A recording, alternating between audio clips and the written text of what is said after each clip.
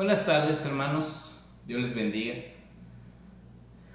Confiamos, esperamos que haya tenido usted una bonita tarde familiar, ¿verdad? Pero es importante, de hecho diría yo necesario, ¿verdad? Que estemos nuevamente aquí por el alimento espiritual, hermanos. Gracias a Dios, el día todavía no termina y tenemos nuestro recorrido por Mateo. Así que, pues vamos de lleno, hermanos, seamos todos bienvenidos y vamos de lleno a nuestro pasaje, hermanos. Evangelio de Mateo, capítulo 24. Y vamos a leer únicamente versículos 1 y versículo 2, los únicos dos versículos que vamos a meditar, hermanos. Así que Mateo 24, versículos 1 y 2. Lo vamos a leer todos juntos, hermanos, en voz alta estos dos versículos. Todos, hermanos, juntos dice así: Cuando Jesús salió del templo y se iba, se acercaron sus discípulos para mostrarle los edificios del templo. Respondiendo él les dijo: ¿Veis todo esto? De cierto os digo que no quedará aquí piedra sobre piedra que no sea derribada. Vamos a orar. Les invito a inclinar su rostro y cerrar sus ojos. Vamos a orar. Amado Señor, te damos gracias por concedernos estar nuevamente en este lugar. Rogamos, Padre, que sea la voz de tu Espíritu Santo la que hable a nuestros corazones, Señor, y vayas directo al punto, Padre, en nuestro corazón que necesita, Señor, ser limado, ser pulido, Padre, o simplemente derribado, si es que no te estamos dando a ti la gloria en nuestra vida, Señor. Así que permítenos, Padre, vivir conforme a tu voluntad. Y en esta tarde, en esta reunión, Señor, en esta transmisión, seas tú quien hable a nuestros corazones y que tu palabra penetre a lo profundo de nuestro ser, Señor, y que nos transformes a tu imagen cada día y cada vez más. Gracias te damos, Señor, entonces, en el nombre de Cristo Jesús. Amén.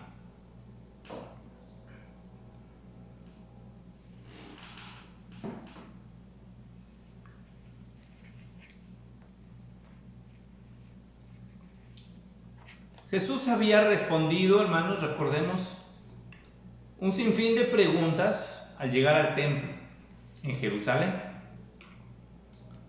Los líderes políticos, las autoridades del templo, ¿verdad? Los líderes de las sinagogas, hemos visto los diferentes grupos, ¿verdad? Los ancianos del pueblo. Llegaron también, hermanos, fariseos, que ellos eran los que tenían control a nivel popular con las sinagogas. Llegaron los saduceos, que eran los que tenían control en el templo. Ellos eran adinerados, ellos eran ricos, poderosos. Llegaron herodianos, que era un partido político también. Llegaron la mayor parte de los grupos, hermanos, que no estaban de acuerdo en la predicación de Jesús, y mucho menos en la aseveración de Jesús de ser el Cristo, de ser el Mesías. Y entonces Jesús va contestando sus preguntas, hermanos, dando lección.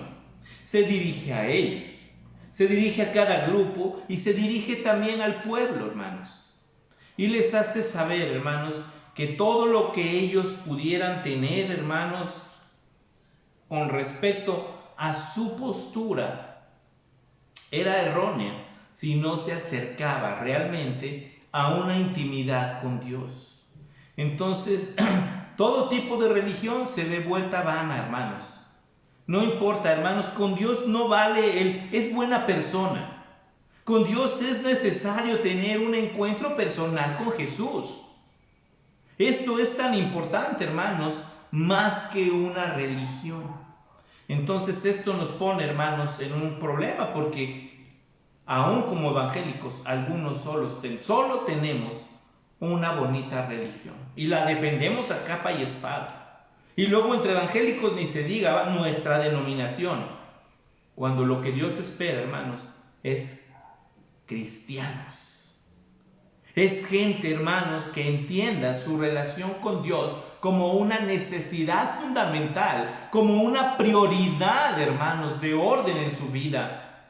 Un hombre que está guiando a su familia, hermanos, a los pies de Cristo. Una mujer que está doblando sus rodillas por su familia. Un hogar que tiene tiempo para leer la Escritura. De eso hablamos, hermanos. ¿Por qué? Porque Jesús aquí hace saber a cada grupo religioso, hermanos, que sin Él no tiene ningún sentido lo que están haciendo. Es más, los van a llevar a cometer errores. Y Jesús, lo último que vimos, hermanos, es que hace un lamento de tristeza por esta ciudad, por esta gente. Y les hace saber, hermanos, cuántas veces quise juntarlos como la gallina, ¿verdad? Tiene a sus pollitos debajo de sus alas y los pollitos están seguros, pero no quisiste. Y esta aplicación también va a la iglesia. Así que no podemos, hermanos, si nos decimos ser una iglesia de Cristo, nuestra cristiandad es lo que nos debe caracterizar.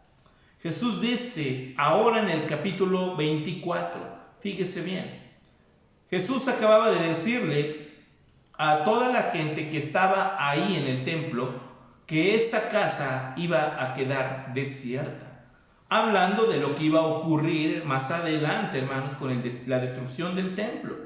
Dice en el 24:1, cuando Jesús salió del templo y se iba, se acercaron sus discípulos para mostrarle los edificios del templo.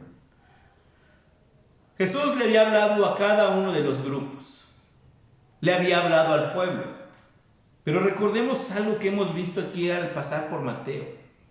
Un grupo constante que siempre estuvo, hermanos, titubeando, dudando, y que esperaba un momento aparte, ya tal vez por prudencia, tal vez por vergüenza, para disipar sus dudas y acercarse al maestro.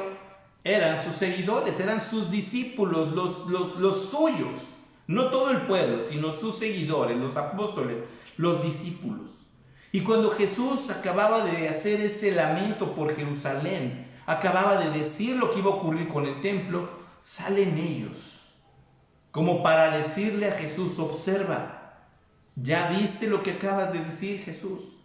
¿Y ya te fijaste en la magnitud del templo? ¿Ya te fijaste en lo hermoso del templo? Dice aquí, para mostrarle los edificios. Esto significa que tomaron al maestro, tomaron a Jesús y le dijeron: mira el templo, mira lo hermoso, mira lo grande, mira lo espectacular, mira lo poderoso. Hermanos, pero ellos cayeron en el mismo error de los fariseos del capítulo 23. Porque empezaron a tener una arrogancia. Ellos, a final de todo, hermanos, como pueblo judío, tenían ese pensamiento también acerca del templo. Pero ¿sabe qué fue lo triste y lo que Jesús condenó de ese pensamiento? Que estaban, hermanos, llenos de orgullo por el edificio, no por lo que representaba. Recordemos, si nos vamos al Antiguo Testamento, hermanos, cuando comenzó, hermanos, el establecer un lugar con el tabernáculo para que simbolizara la presencia de Dios entre el pueblo empezó a traer todo lo que podía porque sabía lo que representaba ese lugar. Dios está entre nosotros. Nuestro Señor no es un Dios lejano, es un Dios que vive, que mora entre nosotros. Y al pasar en la línea de tiempo, hermanos, vemos que el templo que está en tiempos de Jesús fue reconstruido, pero fue reconstruido por Herodes. Obviamente todos entendemos que la majestuosidad del templo de Salomón era mucho mayor, pero estaban hablando de una estructura única, hermanos, una obra de arte de la cual todo el pueblo sentía esa arrogancia de decir: es nuestro templo. El hecho de decir: Jesús, acabas de decir que va a ser destruida, que va a quedar desierta, pero ¿ya lo viste la magnitud? ¿Ya viste el tamaño, la obra que significa, que tiene nuestro templo? Y hermanos, la respuesta nos la da Jesús. El versículo 2 hace saber algo bien importante, hermanos.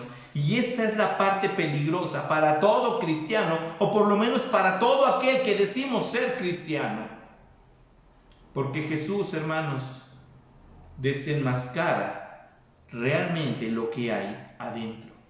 Respondiendo, él les dijo: ¿veis todo esto? Jesús es el que les dice: a ver, siéntense, tranquilos. Ya se fijaron lo que están diciendo. Ya se fijaron de lo que se sienten orgullosos. Ya se fijaron lo que pretenden enseñarme a mí.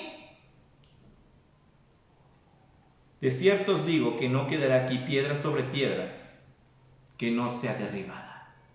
Lo mismo que le dice al liderazgo, lo mismo que le dice a los fariseos, lo mismo que le dice a Jerusalén, se lo dice a sus discípulos. Y hermanos, va directamente a hombres que iban a quedar a cargo de un ministerio como el apostolado, hermanos, en ellos. Porque ellos iban a continuar la obra con la cual Jesús, hermanos, les iba a encomendar. Y tenían que tener presente que cualquier cosa, hermanos, fíjense bien en esto.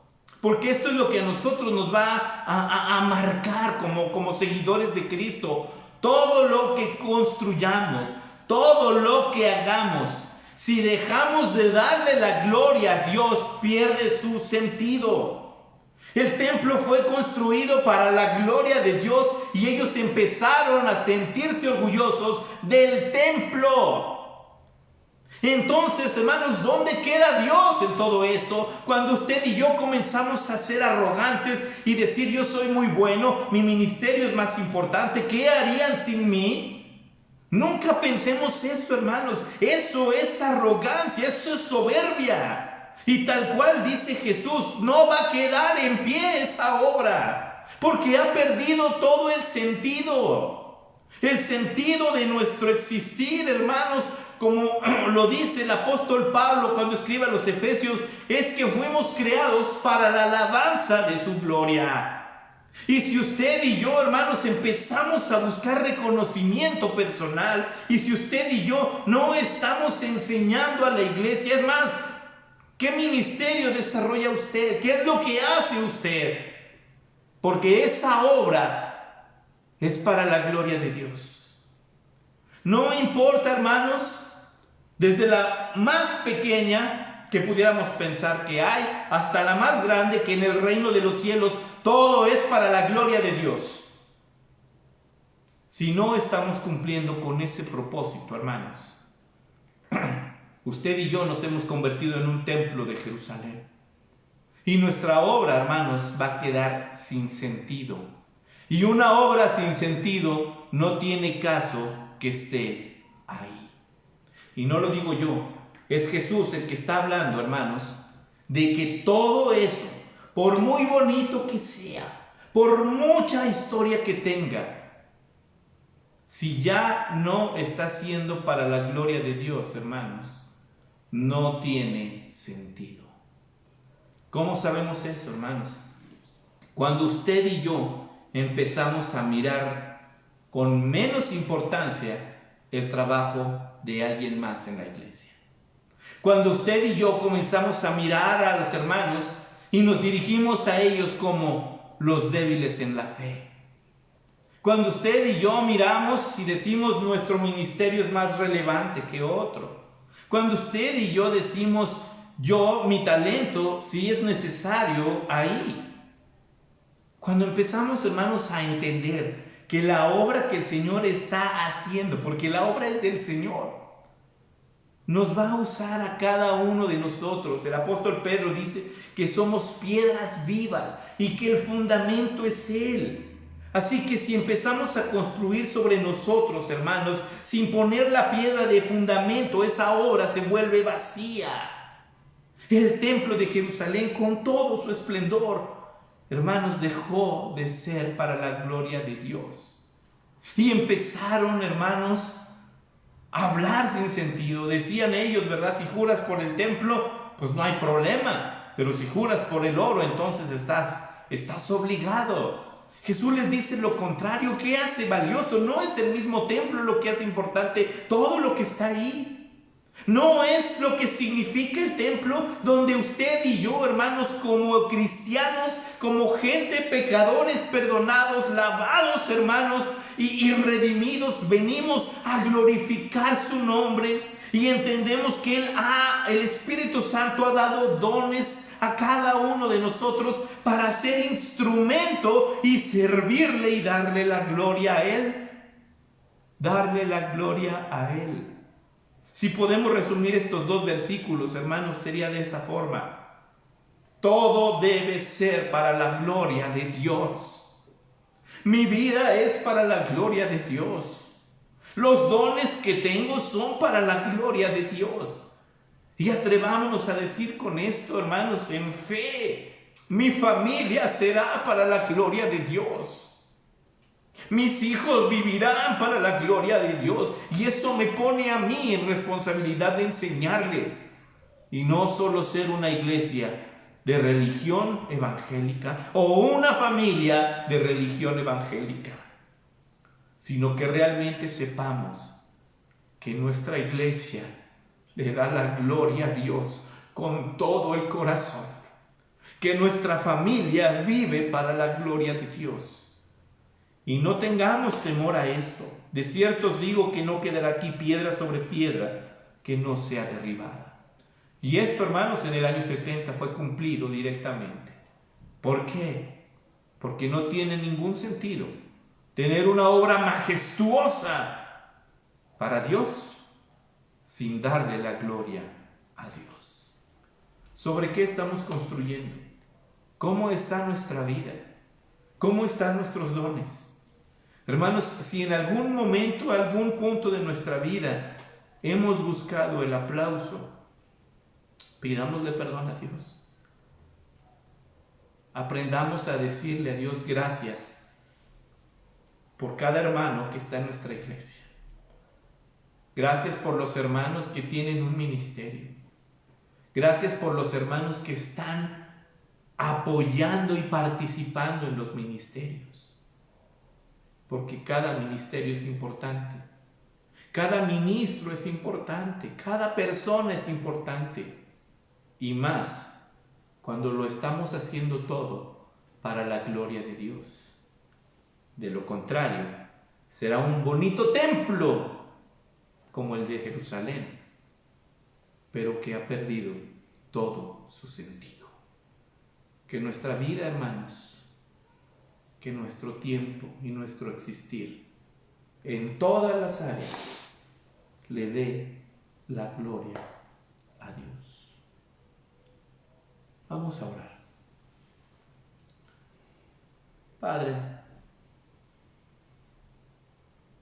si en algún punto de nuestra vida, de nuestro existir, nuestro corazón nos ha jugado, Señor, mal, y hemos criticado o hemos juzgado, o hemos esperado un reconocimiento para nosotros, Señor, ayúdanos a transformar nuestra mente. Que sea tu Espíritu Santo quien moldee nuestros pensamientos y que entendamos que el auténtico valor está cuando te damos la gloria a ti.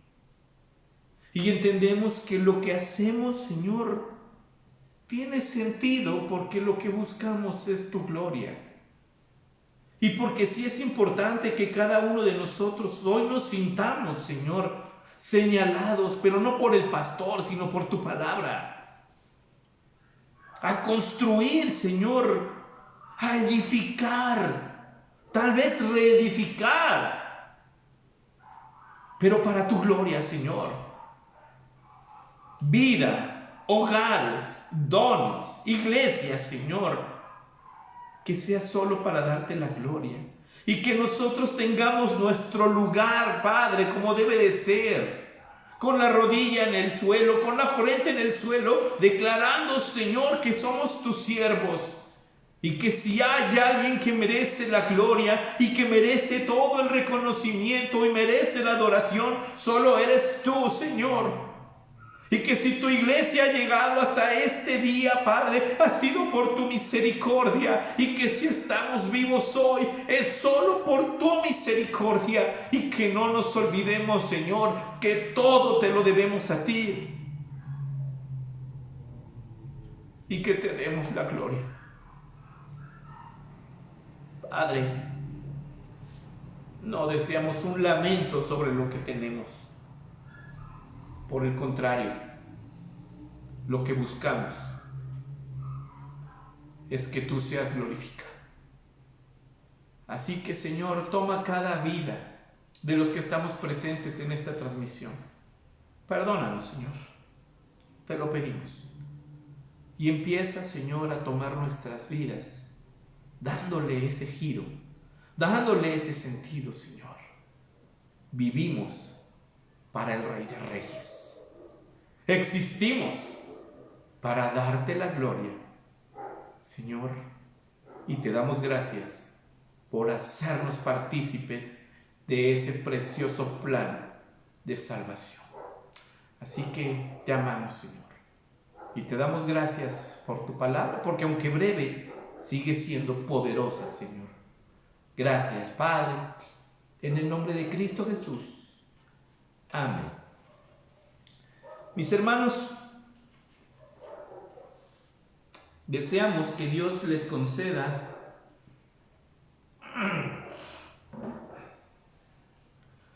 una semana llena de bendiciones, una semana llena de oportunidades para servir a Dios, para glorificar a Dios. No nos olvidemos que si Dios nos concede despertar mañana, será un día para servirle a Él. Así que deseamos, hermanos, que Dios escuche todas sus oraciones, sus peticiones, y que nosotros caminemos sin olvidar que la gloria es para el Señor. Deseamos que Dios le bendiga.